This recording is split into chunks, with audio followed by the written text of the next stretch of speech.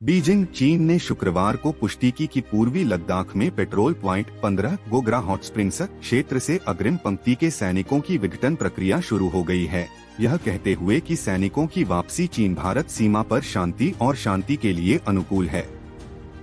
विघटन पर चीनी रक्षा मंत्रालय के संक्षिप्त बयान ने इसे भारत चीन कॉर्प कमांडरों के स्तर पर आयोजित सैन्य वार्ता के 16वें दौर से जोड़ा, जो जुलाई में चुशुल-मोल्दो सीमा बैठक बिंदु पर भारतीय पक्ष में आयोजित किया गया था।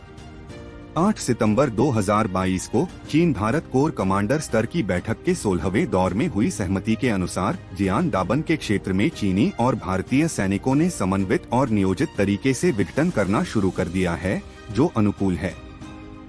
सीमावर्ती क्षेत्रों में शांति और शांति के लिए चीनी रक्षा मंत्रालय का बयान, जो शुक्रवार सुबह चीनी और अंग्रेजी दोनों में जारी किया गया था, ने कहा।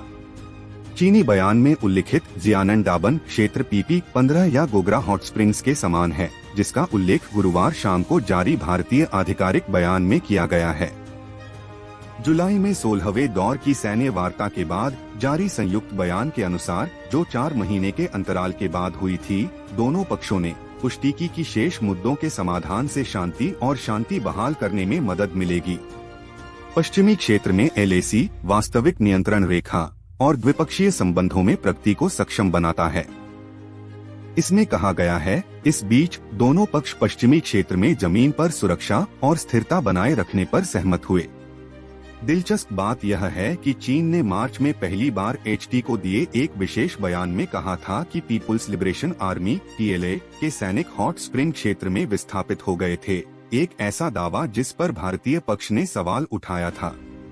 चीनी विदेश मंत्रालय ने HT को बताया कि चीन पूर्वी लद्दाख में जितनी जल्दी हो सके गतिरोध के एक स्वीकार्य समाधान तक पहुंचने के लिए भारत के साथ मिलकर काम कर रहा है, और दावा किया कि गलवान घाटी, पैंगोंग झील और हॉट स्प्रिंग में सेना का विघटन हुआ है।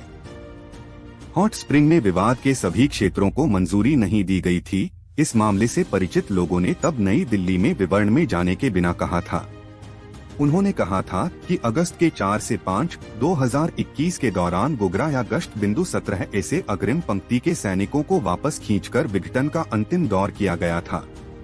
मार्च में बयान तक चीन ने केवल आधिकारिक तौर पर फरवरी 2021 में पैंगोंग झील क्षेत्र से और 1 साल पहले गालवान घाटी से सैनिकों की वापसी को स्वीकार किया था।